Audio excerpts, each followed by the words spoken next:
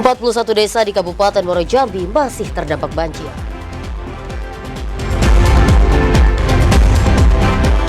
Akibat longsor, jalan yang menghubungkan Kabupaten Kerinci dan Merangin nyaris putus. Kebakaran sumur minyak ilegal di kawasan Desa Jebak, Kabupaten Batanghari belum padam.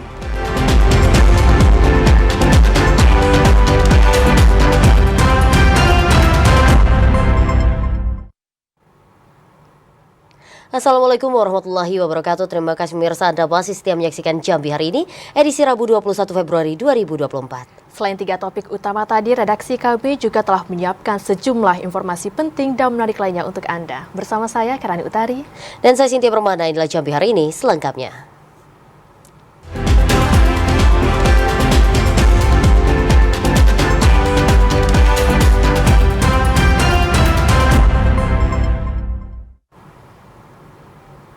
Saudara, kita awali Jambi hari ini dengan informasi Kejati Jambi menerima sejumlah laporan pelanggaran pemilu. Dari laporan itu, Kejati Jambi telah berkoordinasi dengan Bawaslu Jambi. Kejati Jambi menerima sejumlah pengaduan pelanggaran penyelenggaraan pemilu tahun 2024.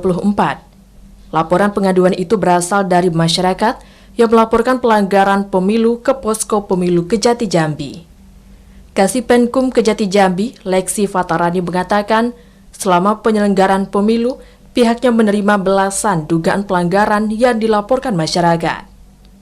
Beberapa laporan ini telah dikoordinasikan ke tim Bawaslu untuk segera ditindaklanjuti. Apabila ditemukan pelanggaran pidana, tim Kejati Jambi akan menyiapkan tim khusus di persidangan. Informasi yang dipantau oleh tim Posko Pemilu Kejaksaan untuk pelanggaran-pelanggaran sudah banyak ya, belasan. Yang pasti pekerjaan dari tim sukses khususnya untuk pemasangan alat peraga kampanye itu banyak yang diprotes dan sudah kita koordinasikan dengan Bawaslu, dan tindak lanjutnya juga banyak rekamnya karena mengingat untuk APK sendiri itu kan tatarannya juga ada yang di administrasi. Saat ini tahapan pemilu memasuki proses pleno di sejumlah daerah. Leksi Fatarani mengimbau kepada penyelenggara untuk tetap menjaga kesehatan dan teliti dalam pleno penghitungan suara. Asar TVRI Jambi melaporkan. Sementara itu, saudara, rapat pleno terbuka rekapitulasi penghitungan suara tingkat kecamatan oleh PPK Gragai memasuki hari keempat. Keterlambatan ini akibat terkendala lemahnya jaringan internet dan listrik yang sering padam. Memasuki hari keempat, rapat pleno terbuka rekapitulasi penghitungan suara tingkat kecamatan oleh PPK Gragai masih terus dilakukan. Keterlambatan pelaksanaan akibat terkendala jaringan internet yang lemah saat menggunakan aplikasi website Sirekap. Tidak hanya itu, listrik yang sering padam juga menjadi hambatan pleno. Ketua PPK Gragai, Mas Jaya, mengatakan, jika koneksi jaringan lancar, maka akan lebih mempermudah pelaksanaan penghitungan suara menggunakan aplikasi Sirekap. Untuk efisiensi waktu, pleno dilakukan dengan cara 4 panel rekapitulasi. Mas Jaya menambahkan, Kecamatan Gragai memiliki 81 TPS, dengan total DPT mencapai 20.110 jiwa yang tersebar di 8 desa dan 1 kelurahan. Kalau kendala yang kami alami itu di luar Sirekap, ada beberapa memang saksi yang meminta menghitung alat dan lain sebagainya, tapi tidak semua kami akomodir karena kita sesuaikan dengan regulasi yang ada.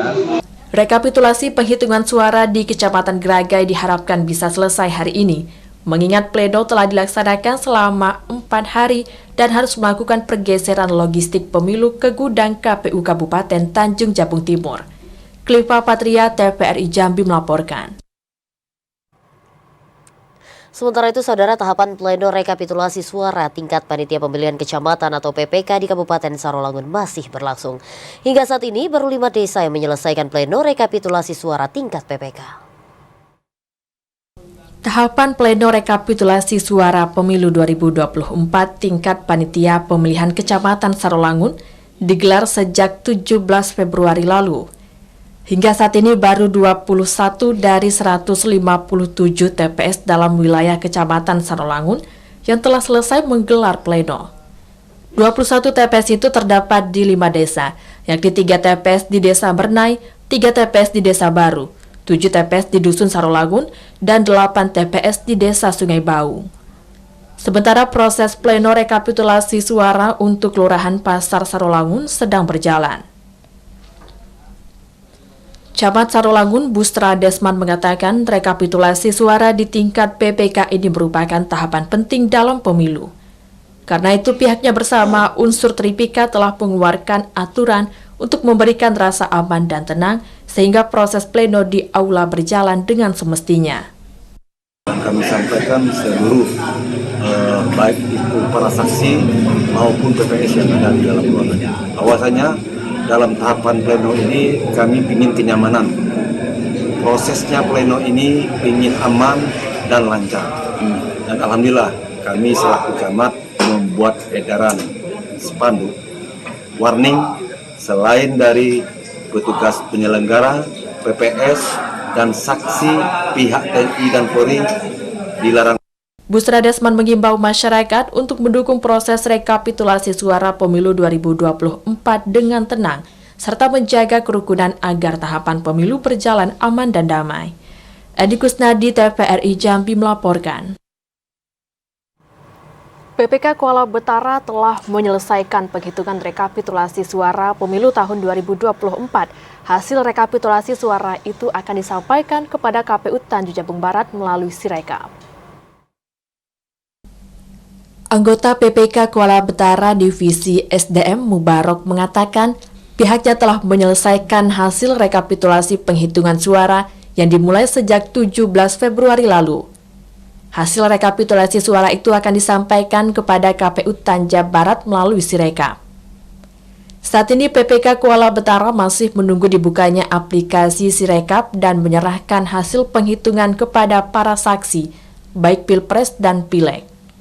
Dengan selesainya proses penghitungan suara ini, PPK Kuala Betara yang berada dalam Dapil 2 ini menjadi salah satu PPK yang tercepat dalam menyelesaikan proses rekapitulasi suara di Kabupaten Tanjung Jabung Barat. Ketua Panwaslu Kecamatan Kuala Betara Zainur Rahman mengatakan pihaknya tidak menemukan kendala hingga selesainya penghitungan rekapitulasi suara. Seluruh tahapan mulai dari proses pencoblosan dan rekapitulasi penghitungan suara di Kecamatan Kuala Betara berlangsung aman dan kondusif. Untuk dugaan pelanggaran untuk proses rekapitulasi di kecamatan ini alhamdulillah tidak ada, dan kami pun akan pastikan bahwasanya proses perhitungan ini sesuai dengan aturan yang ada. Kami akan mengawasi jangan sampai ada yang tercurangi ataupun tertukar, bahkan tidak keluar. Diprediksi jika tidak ada kendala, PPK Kecamatan Betara juga akan menyelesaikan proses penghitungan rekapitulasi. Didi Haryadi, TVRI Jambi melaporkan. Saudara petugas pleno Kecamatan Gragai mendapat pemeriksaan kesehatan dari tim kesehatan Puskesmas. Selain PPK, aparat TNI Polri yang berjaga dan para saksi dari peserta pemilu juga turut mendapat pemeriksaan kesehatan. Memakan waktu berhari-hari, PPK Gragai Kabupaten Tanjung Jabung Timur mendapatkan pemeriksaan kesehatan dari tim kesehatan Puskesmas sebelum melaksanakan rapat pleno hasil pemungutan suara tingkat kecamatan pemilu 2024. Selain PPK, aparat TNI Polri yang berjaga dan para saksi dari peserta pemilu juga mendapatkan pemeriksaan kesehatan. Sekretaris PPK Gragai Widodo mengatakan, pemeriksaan kesehatan ini penting dilakukan untuk memastikan anggota yang akan mengikuti rapat. Itu pemeriksaan kesehatan ini juga bertujuan untuk mengantisipasi hal yang tidak diinginkan. Meski tidak ditemukan adanya PPK yang sakit, namun pihaknya terus mengimbau kepada anggotanya yang mengalami gangguan kesehatan untuk tidak memaksakan diri menjalani rapat dan sidang pleno hasil pemungutan suara tingkat kecamatan. Bangga karena kita tahu bersama tingkat kelelahan dan kelebihan para penyelenggara pemilu itu sangat kelihatan sekali, dan dengan datangnya tim kesehatan atau tim medis dari Puskesmas Gragai itu sangat membantu sehingga kita bisa mengontrol stamina kita di saat pelaksanaan kegiatan pemilu ini. Rapat pleno rekapitulasi hasil penghitungan suara di Kecamatan Gragai ditargetkan selesai pada Rabu malam. Di Kecamatan Gragai terdapat 81 TPS dengan jumlah DPT mencapai 20.110 jiwa. Klipa Patria, TVRI Jambi melaporkan. Selama tahapan rekapitulasi suara pemilu 2024 terdata 130 petugas KPPS dan PPS yang sakit pasca pemungutan suara.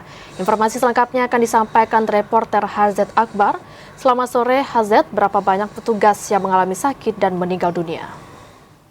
Baik, selamat sore Kak Radi dan juga saudara. Memang selama perhelatan akbar pemilu 2024 ini seluruh perhatian diletakkan oleh penyelenggara pemilu terhadap petugas yang bertugas selama pemilu ini berlangsung.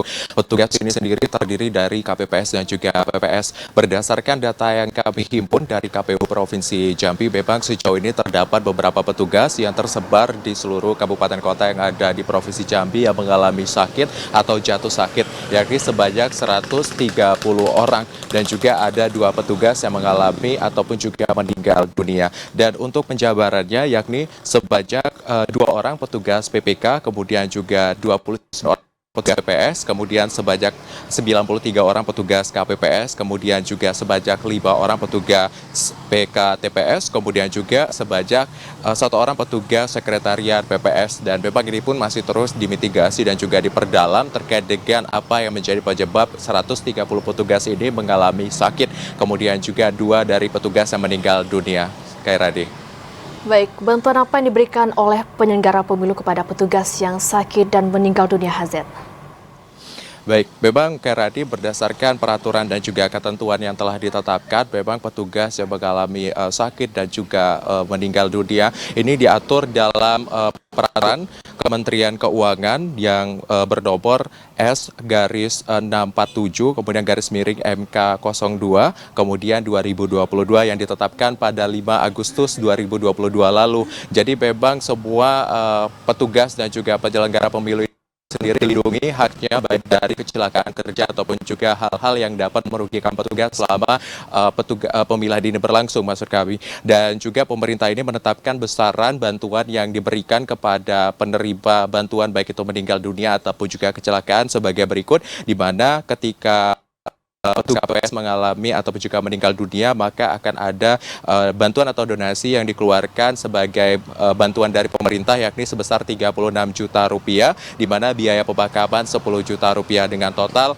46 juta rupiah. Kemudian untuk cacat permanen selama kegiatan ini berlangsung sebesar 30 juta 800 ribu rupiah, kemudian juga luka berat sebesar 16 juta 500 ribu rupiah, kemudian luka ringan juga 8 juta 250 ribu rupiah. Untuk keseluruhan yang sudah ada di Provinsi Jambi tadi dari 130 petugas KPPS ataupun juga PPK yang mengalami sakit, memang sudah diberikan bantuan terkhusus 6 petugas, di mana memang 6 petugas ini sendiri mengalami sakit ketika proses pemilihan berlangsung hingga hari ini, sehingga masih terus dipantau dan juga fasilitas kesehatan, kemudian juga terkait dengan bantuan lainnya untuk meningkatkan kesehatan dari 6 petugas ini. Dan untuk 2 petugas yang meninggal dunia juga telah diberikan bantuan sebesar 46 juta rupiah. Kairadi.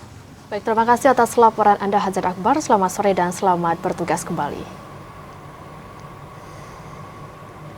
Ya, saudara, program Bansos yang digulirkan pemerintah dipastikan tidak ada hubungannya dengan pemilu 2024. Bansos dimandatkan oleh undang-undang sehingga penyalurannya telah terjadwal dan diklaim efektif mengendalikan inflasi nasional serta kenaikan harga beras. Penyaluran bantuan sosial atau bansos merupakan bentuk kehadiran pemerintah dalam membantu masyarakat tidak mampu. Berbagai jenis bansos disalurkan pemerintah setiap tahunnya sehingga telah terjadwal. Penyaluran bansos merupakan lanjutan dari program-program sebelumnya yang dimandatkan oleh undang-undang. Pemberian bantuan pangan ini diklaim pemerintah sangat efektif dalam mengendalikan inflasi nasional dan laju kenaikan harga beras. Namun, pada tahun politik ini pembagian bansos justru menjadi pro dan kontra di tengah masyarakat. Pemerintah pusat telah memastikan tidak ada politisasi dalam pembagian bansos. Agar pemilu tahun 2024 berjalan aman dan kondusif, pemerintah telah memutuskan untuk menghentikan sementara penyaluran bantuan pangan beras. Pengamat sosial Bahren Nurdin mengatakan, bansos yang disalurkan pemerintah berasal dari uang negara yang dikumpulkan dari pajak dan sumber pendapatan lainnya yang dibayar oleh rakyat, sehingga bansos adalah milik rakyat. Masyarakat harus berpikir kritis dan tidak mudah terpengaruh oleh opini atau narasi yang menyesatkan. Bagaimana kemudian masyarakat harus cerdas di dalam memaknai seluruh kegiatan aktivitas politik tersebut. Karena memang satu kegiatan politik itu boleh ditafsirkan bermacam-macam, bisa multitafsir. Nah, di dalam multitafsir ini adalah yang pertama, masyarakat tidak boleh termakan hoax. Artinya betul-betul melihat satu kejadian itu sesuai dengan kejadian tersebut. Terutama dalam hal ini tentunya adalah isu daripada pemberian bansos ini. Ketua Bawaslu Provinsi Jambi, Wayne Arifin mengatakan, hingga saat ini tidak ada laporan dari masyarakat terkait pelanggaran kampanye tentang penyaluran bansos di Provinsi Jambi. Sebagai penyelenggara pemilu, Bawaslu Provinsi Jambi gencar melakukan upaya pencegahan dengan cara mengingatkan peserta pemilu dan pejabat negara agar tidak menyalahgunakan bansos. Berdasarkan hasil pengawasan kami di seluruh kabupaten kota bahwa kami melihat tidak ada temuan ataupun tidak ada laporan terkait dengan bantuan sosial, baik itu dari pemerintah pusat ataupun pemerintah daerah, provinsi atau kabupaten kota. Kami melihat hasil pengawasan kami tidak ada pemerintah pusat atau pemerintah daerah yang khusus pada menjelang hari pemungutan suara itu membuat atau melakukan bantuan sosial. Nah, sejauh ini tidak ada temuan dan tidak ada laporan, sehingga kami melihat bahwa kalaupun misalnya ada secara teori atau secara konsep, kami akan melakukan pengawasan pada saat itu dan memastikan bahwa tidak ada kampanye. Masyarakat harus cerdas dan kritis dalam memaknai suatu informasi atau peristiwa, terutama yang berkaitan dengan isu-isu sosial dan politik yang berkembang. Andri Wijaya, Rahmat Yazir, TVRI Jambi melaporkan. Sementara itu, saudara, masyarakat diminta untuk tidak mengaitkan penyaluran bantuan sosial dengan pemilu 2024. Penyaluran bansos merupakan salah satu program pemerintah untuk mengentaskan kemiskinan di Indonesia. Penyaluran bansos yang bertepatan dengan tahun politik menimbulkan spekulasi yang beragam di tengah masyarakat. Menurut salah seorang pengamat sosial Provinsi Jambi, Burlian Senjaya, bansos merupakan program pemerintah dalam mengentaskan angka kemiskinan di Indonesia. Pemberian bansos sangat penting bagi masyarakat kecil yang sangat membutuhkan. Penyaluran bansos seharusnya tidak dipolitisasi dengan pemilihan presiden dan pemilu, karena setiap tahunnya pemerintah menyalurkan bansos kepada masyarakat yang kurang mampu dan penerima PKH. Saya pikir memang bantuan sosial itu memang diperuntukkan untuk masyarakat miskin. Dan instrumennya, proses pelaksanaannya, saya pikir sudah dianggarkan melalui APBN ya. Dan yang menjadi problem hari ini barangkali ketika distribusinya di momen tahun politik, sehingga menimbulkan spekulasi yang beragam di tengah masyarakat kita gitu. Nah, kalau saya sih bagaimana ke depan, karena bansos ini akan terus bergulir, barangkali di bulan Maret nanti akan didistribusikan oleh pemerintah, maka proses distribusinya juga harus betul-betul sampai kepada masyarakat kita, terutama masyarakat miskin. Kadis Sosial Kependudukan dan Catatan Sipil Provinsi Jambi, Arif Budiman mengatakan, pemerintah Provinsi Jambi terus menyalurkan bantuan sosial dari pemerintah pusat kepada masyarakat, khususnya BPNT dan PKH. Pada tahun 2023, sekitar 252.000 masyarakat telah menerima bantuan sosial. Sementara untuk tahun 2024, pemerintah Provinsi Jambi masih menunggu arahan dari pemerintah pusat berapa jumlah masyarakat yang akan menerima bantuan sosial. Untuk Provinsi Jambi, terutama yang ditangani oleh Dinas Sosial Provinsi Jambi, kita ada PKH dan BPNT. Untuk PKH, KWM-nya berjumlah 93.018 jiwa, data per Desember tahun 2023. Sementara untuk BPNT 159.456 jiwa, data per 31 Desember 2023. Arief Budiman menambahkan bantuan sosial itu disalurkan langsung pemerintah pusat ke masyarakat penerima. Pemerintah Provinsi Jambi hanya melakukan pendataan agar bantuan yang disalurkan tepat sasaran. Joko Iwan, TVRI Jambi melaporkan. Pemirsa, tetaplah bersama Jambi hari ini karena kami masih akan kembali dengan sejumlah informasi penting dan menarik lainnya. Di antaranya banjir di Kabupaten Tebo sudah mulai surut.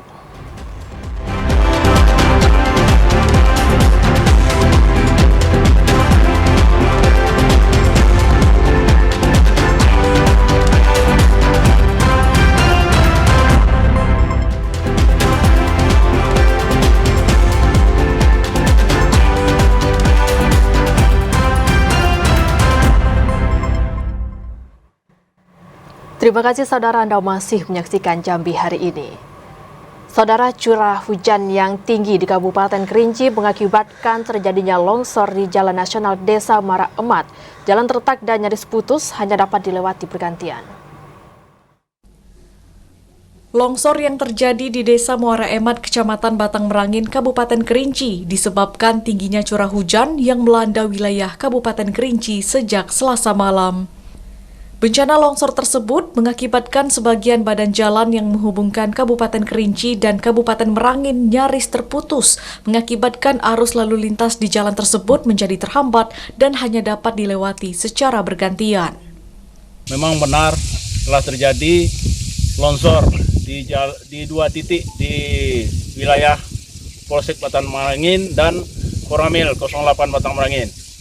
Kejadian terjadi pada pukul 22 WIB malam tadi karena terjadi intensitas hujan yang sangat tinggi di wilayah Batang Merangin. Meski sudah dapat dilalui oleh kendaraan roda 2 dan roda 4, para pengendara diminta hujan yang masih tinggi dan tanah yang labil. Ilwan, TVRI Jambi melaporkan. Saudara, hingga saat ini banjir akibat luapan Sungai Batanghari masih melanda Kabupaten Muaro Jambi. Berdasarkan catatan BPBD Muaro Jambi, 41 desa di 5 kecamatan masih terdampak banjir. Meski status bencana banjir resmi menjadi siaga bencana banjir, namun masih ada sejumlah desa yang terdampak banjir. Berdasarkan catatan BPBD Muaro Jambi per 20 Februari 2024, terdapat 41 desa di 5 kecamatan yang masih dilanda banjir dengan jumlah rumah yang terdampak mencapai 1.640 unit. 41 desa yang terdampak banjir itu terdapat di 15 desa dalam wilayah Kecamatan Kumpe dengan jumlah rumah yang terdampak mencapai 1.265 unit. Kecamatan Taman Rajo 10 desa dengan jumlah rumah yang terdampak mencapai 300 unit. Kecamatan Kumpe Ulu 9 desa dengan rumah yang terdampak 36 unit. Kecamatan Sekernan 5 desa dengan jumlah rumah 34 unit. Dan Kecamatan Marosebo 2 desa dengan jumlah rumah 5 unit. Jaluko kosong ya, tidak ada lagi itu. Kemarin kan masuk 6 Jaluko. Dan saat ini Taman Rajo, Kumpe Ulu, dan Kumpe. Dan dari 70 yang terdampak saat kemarin, waktu tanggap darurat, saat ini sudah mengalami penurunan jadi 41 desa dari 5 kecamatan. Sekretaris BPBD Muaro Jambi, Dodi Dorista menambahkan hingga saat ini pemerintah Kabupaten Muaro Jambi masih menyiagakan personel untuk menanggulangi banjir dan bencana hidrometeorologi. Personel yang masih disiagakan berjumlah 101 orang yang dibagi menjadi 3 regu. Masing-masing regu berjumlah 32 hingga 35 anggota. Azam Afnan, TVRI Jambi melaporkan. Beralih ke Kabupaten Tebo, saudara, bencana banjir yang terjadi sudah mulai surut. Sebagian korban banjir juga sudah mulai membersihkan rumah mereka dari sisa lumpur. Bencana banjir yang terjadi di Kabupaten Tebo sejak beberapa hari terakhir sudah mulai surut, seperti di Kecamatan Sumai, Tebo Tengah, Tengah Ilir, dan Kecamatan Tebo Ilir. Saat ini sebagian korban banjir juga sudah membersihkan rumah mereka dari sisa lumpur. Kepala BPBD Kabupaten Tebo, Nafri Junaidi menjelaskan, tidak secara keseluruhan wilayah kecamatan di sepanjang aliran sungai terdampak banjir. Tercatat dari 9 kecamatan, hanya ada 4 kecamatan yang terdampak banjir. Nafri mengatakan banjir yang melanda Kabupaten Tebo saat ini tidak begitu besar jika dibandingkan dengan bencana banjir sebelumnya. Sementara itu, untuk meringankan beban para korban, BPBD Kabupaten Tebo telah menyalurkan bantuan kepada warga yang terdampak. Intizam TVRI Jambi melaporkan. Status tanggap darurat bencana banjir di Kabupaten Muaro Jambi resmi berakhir. Berakhirnya status tanggap darurat itu membuat Kabupaten Muaro Jambi berada pada siaga bencana banjir. Status bencana banjir di Kabupaten Muaro Jambi turun dari tanggap darurat menjadi siaga banjir. Status siaga ini berlaku mulai 20 Februari 2024 atau setelah pemerintah kabupaten menggelar rapat bersama unsur Forkompimda Muaro Jambi. Penurunan status ini seiring dengan kondisi tinggi muka air Sungai Batanghari yang mulai surut atau berada pada posisi 14,13 cm. Satu pekan sebelumnya, ketinggian muka air berada di angka 14,36 cm. Masyarakat diminta untuk tetap waspada terhadap kiriman air dari hulu Sungai Batanghari, mengingat debit air di bagian hulu sungai seperti Kabupaten Tebo masih tinggi. Walaupun dari perakiraannya tidak terlalu tinggi seperti bulan Desember dan Januari, nanti mungkin kita bisa lihat kondisi di lapangan, bisa nanti kita tingkatkan kembali menjadi status tanggap darurat. Tapi mudah-mudahan pompa air terus turun sehingga bencana banjir ini sudah akan mereda. Pemerintah Kabupaten Muaro Jambi berharap musibah banjir luapan Sungai Batanghari yang melanda wilayah Kabupaten Muaro Jambi tidak kembali terjadi, sehingga aktivitas masyarakat kembali seperti biasa dan proses belajar mengajar dapat berlangsung secara tatap muka. Azam Afnan, TVRI Jambi melaporkan. Kesorotan lainnya, saudara, harga daging ayam di Pasar Sengati Muaro Jambi naik mencapai Rp38.000 per kilogram. Kenaikan harga daging ayam disebabkan kurangnya pasokan dari peternak. Harga kebutuhan pokok di Pasar Sengati Muaro Jambi merangkak naik, salah satunya harga daging ayam. Saat ini harga daging ayam dijual di harga Rp38.000 per kilogram, dari harga sebelumnya hanya Rp30.000 per kilogram. Salah seorang pedagang daging ayam, Sutarman, mengatakan kenaikan harga daging ayam terjadi sejak 1 minggu terakhir. Kenaikan harga disebabkan berbagai faktor, salah satunya kurangnya pasokan di tingkat peternak dan tingginya permintaan dari konsumen. Diprediksi harga daging ayam akan terus merangkak naik seiring dengan datangnya bulan suci Ramadan. Spikul lebih lah, Bang. Spikul lebih ya. Biasanya berapa, Bang, kita dapatkan? Spikul setengahan. Ini udah sampai lagi ya? Stoknya dari mana, Bang? Dari penyengat. Bang, pendapatan kita apa berkurang atau gimana? Jauh merosot. Berapa persen, Bang, dari biasanya? Biasanya bisa 20%-an. Berbeda dengan harga daging ayam, harga telur ayam saat ini masih bertahan di harga Rp55.000 per papan dengan isi 30 butir telur. Sementara harga ikan nila mencapai Rp35.000 per kilogram dan ikan patin Rp25.000 per kilogram. Azam Afnan, TVRI Jambi melaporkan. Sejak beberapa pekan terakhir, harga beras premium di Kabupaten Tanjung Jabung Timur mencapai Rp16.000 per kilogram. Beras bulog pemerintah SPHP menjadi incaran warga karena harganya yang terjangkau. Informasi selengkapnya akan disampaikan oleh kontributor TVRI Jambi, Kliva Patria. Kliva, silakan laporan Anda. Baik. Ya, silakan Kliva. Baik, dapat kami laporkan bahwa harga beras yang ada wilayah di Kabupaten Tanjung Jabung Timur ini telah mengalami kenaikan selama sepekan terakhir, yakni berada di angka Rp16.000 per kilogram. Harga ini tentunya naik dari harga sebelumnya, yakni berada di angka Rp14.000 per kilogram. Kenaikan harga ini disebabkan oleh beberapa faktor. Yang pertama, terutama cuaca El Nino yang telah melanda Kabupaten Tanjung Jabung Timur beberapa bulan yang lalu. Lalu ada pasokan beras yang kurang hingga masa pemilu kemarin. Sebab di masa pemilu kemarin para petugas ataupun petani lebih fokus ke menyelesaikan menjadi petugas pemilu. Selanjutnya, rendahnya produksi beras lokal menjadi salah satu faktor penyebab tingginya harga beras di wilayah Kabupaten Tanjung Jabung Timur. Ketergantungan pasokan dari luar Provinsi Jambi juga menjadi salah satu faktornya juga. Selanjutnya, dari harga itu, stok cadangan beras yang ada di Kabupaten Tanjung Jabung Timur berdasarkan Dinas Ketahanan Pangan Kabupaten setempat mengatakan bahwasanya stok beras ataupun cadangan pangan yang pemerintah punya itu sebanyak 21 ton lebih. Dari 21 ton lebih itu tentunya dapat digunakan oleh berbagai macam kegiatan seperti adanya bantuan sosial maupun bantuan kepada para korban banjir.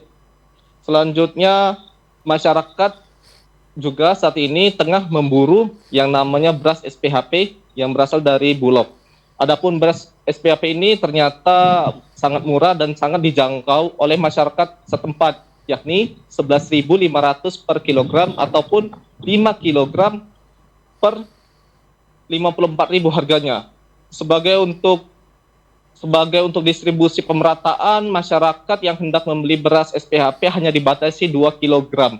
Hal itu dikarenakan mengingat stok beras SPHP di Bulog juga terbatas. Demikian. Untuk mengatasi kenaikan harga beras ini, lalu apa yang dilakukan oleh pemerintah Kabupaten Tanjung Jabung Timur, Cliva? Nah, untuk mengatasi hal tersebut, pemerintah Kabupaten Tanjung Jabung Timur ternyata sudah melakukan operasi pasar di jelang akhir tahun maupun di awal tahun kemarin, yakni dengan menjual beras SPHP tersebut. Penjualan beras SPHP tersebut dilakukan di pasar-pasar tradisional di seluruh kecamatan yang ada di Provinsi Jambi, khususnya di Kabupaten Tanjung Jabung Timur. Baiklah, terima kasih Cliva Patria melaporkan langsung dari Tanjung Jabung Timur. Selamat bertugas kembali. Ya, saudara, beralih ke informasi lainnya yang nanti masih akan kami sampaikan. Sejumlah informasi penting dan menarik lainnya usai jeda pariwara berikut ini. Di antaranya perusakan kantor gubernur, KS Batubara terus mangkir dari pemeriksaan.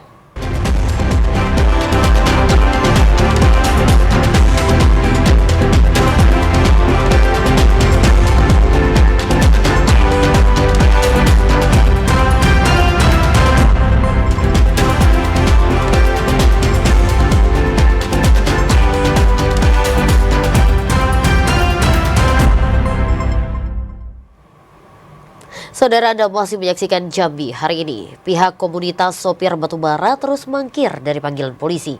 Penyidik juga menjadwalkan penjemputan paksa terhadap para tersangka.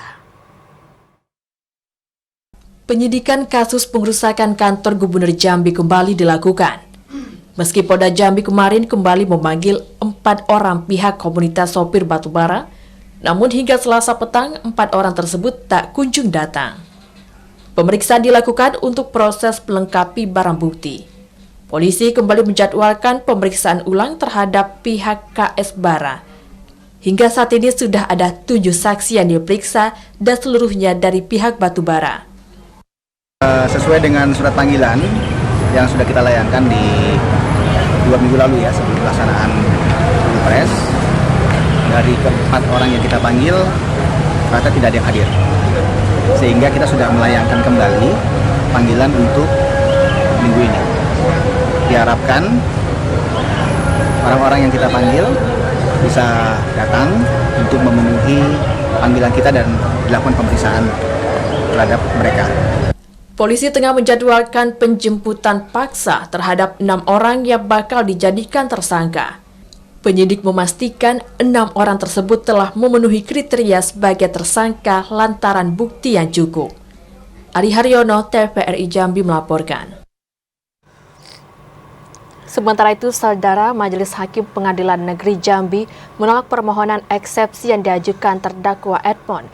Permohonan ini ditolak dikarenakan dakwaan dari jaksa KPK untuk terdakwa telah memasuki pokok perkara. Untuk mengetahui informasi selengkapnya, kami sudah terhubung dengan kontributor TVRI Jambi, Asyar. Asyar, bagaimana jalannya sidang permohonan eksepsi yang diajukan terdakwa Edmond?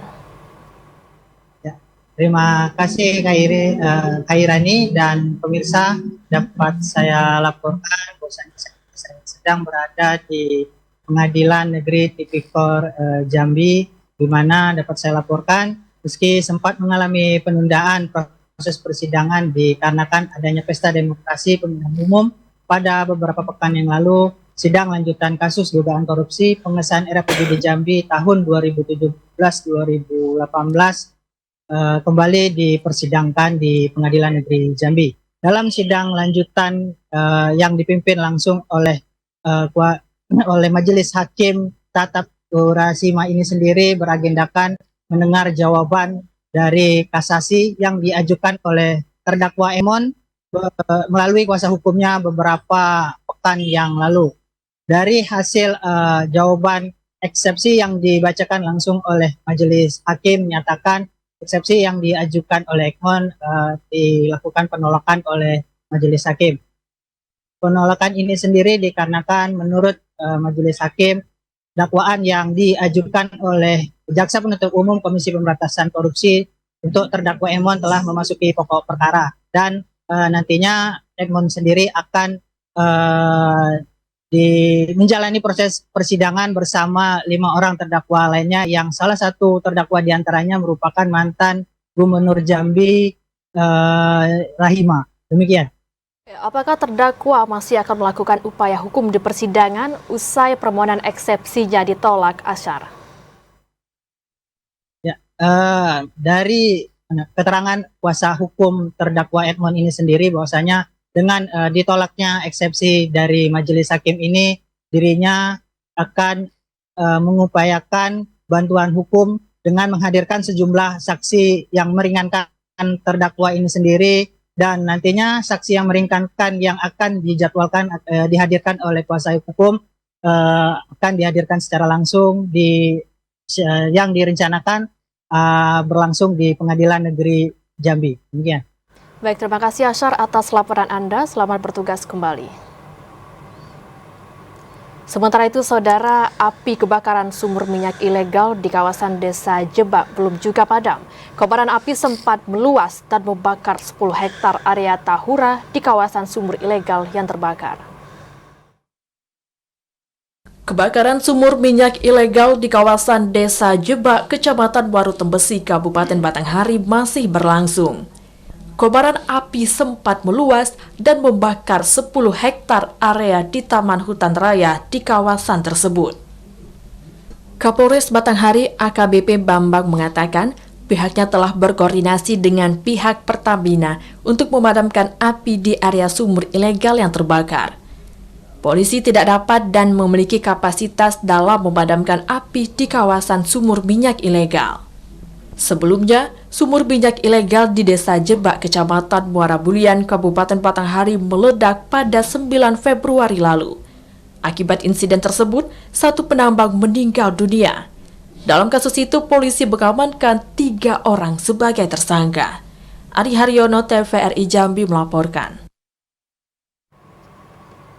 Saudara, Ketua Tim Percepatan Penurunan Stunting Provinsi Jambi mendorong optimalisasi target penurunan stunting. Informasinya akan kami hadirkan usai jeda pariwara berikut ini. Tetaplah bersama kami.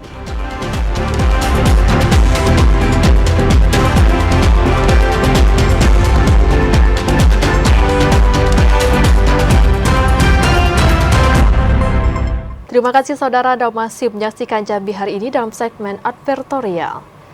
Ketua Tim Percepatan Penurunan Stunting tahun 2024, Abdullah Sani, mendorong seluruh anggota TPPS untuk mengoptimalkan target 12% penurunan stunting Provinsi Jambi. Ketua Tim Percepatan Penurunan Stunting atau TPPS Provinsi Jambi, yang juga merupakan Wakil Gubernur Jambi Abdullah Sani, mendorong seluruh anggota TPPS untuk mengoptimalkan target 12% penurunan stunting Provinsi Jambi. Hal tersebut ditekan Tim Percepatan Penurunan Stunting tahun 2024. Wakil Gubernur mengatakan, untuk menentukan arah percepatan penurunan stunting diperlukan strategi yang mampu menunjang pelaksanaan kegiatan tersebut. Pelaksanaan intervensi percepatan penurunan stunting di seluruh kabupaten kota harus berdasarkan indikator yang mengarah pada pencapaian tujuan yang jelas. Wakil Gubernur meminta seluruh tim percepatan penurunan stunting dapat berkolaborasi dengan baik untuk mencapai target 12% pada tahun 2024 atau di bawah target nasional sebesar 14%. Apa yang menjadi target dari PPS Jambi, kita tahu bahwa Jambi telah menargetkan 12% dalam 4, sementara nasional saja 14. Tentu ini amat sangat penting dalam rangka untuk melihat apa yang sudah kita laksanakan, yang sedang, dan kemudian apa langkah-langkah yang harus kita lakukan. Dan insya Allah rapat kali ini lengkap diikuti oleh semua komponen stakeholder yang terkait dalam kepengurusan santri. Mudah-mudahan kebersamaan kita akan terus kita wujudkan terus bahwa kendali Kepala BKN Wilayah Jambi. Pemerintah Provinsi Jambi optimis mampu mencapai target penurunan stunting hingga 12% pada akhir 2024. Randy Arta, TVRI Jambi melaporkan. Kanwil Kemenkumham Jambi memberikan sosialisasi teknis pemasyarakatan di bidang keamanan dan kesehatan. Sosialisasi ini digelar untuk memberikan pelayanan dan deteksi dini terjadinya gangguan keamanan dan lingkungan lapas dan rutan Kemenkumham Jambi. Kanwil Kemenkumham Jambi bersama Direktorat Jenderal Pemasyarakatan Selasa siang menggelar sosialisasi teknis pemasyarakatan bidang keamanan dan kesehatan di Aula Pengayuman Kanwil Kemenkumham Jambi.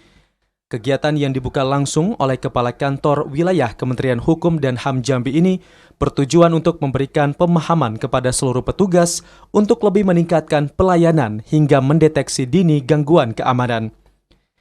Direktur Perawatan Kesehatan dan Rehabilitasi Direktorat Jenderal Pemasyarakatan Kementerian Hukum dan HAM Eli Yuzar mengatakan, selain mendeteksi dini keamanan dan pelayanan, sosialisasi ini juga bertujuan untuk memberikan pemahaman pencegahan terjadinya penyakit menular di dalam lapas.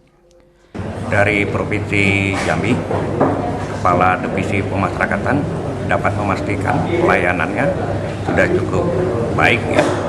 Di antaranya pelayanan makanan, bahwa semua dapur-dapur lapas kita yang ada di Jambi itu telah memiliki sertifikat Black Hygiene yang diterbitkan oleh Kementerian Kesehatan, sehingga makanan yang kita sajikan ini sudah sesuai dengan aturannya.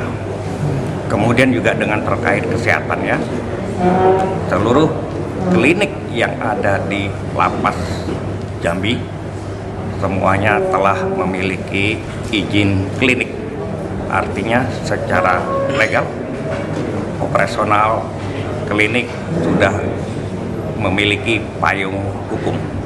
Eli Yuzar menambahkan, petugas dapat mengimplementasikan seluruh materi yang diberikan dengan menjaga keamanan dan kenyamanan di lingkungan kantor wilayah Kementerian Hukum dan HAM Jambi.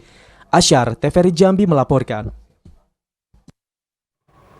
Saudara, informasi tadi sekaligus mengakhiri jumpa kita di Jambi hari ini. Terima kasih atas perhatian dan kebersamaan Anda. Saya Cynthia Permana. Dan saya Karani Utari bersama kerabat kerja yang bertugas pamit undur diri. Wassalamualaikum warahmatullahi wabarakatuh dan sampai jumpa.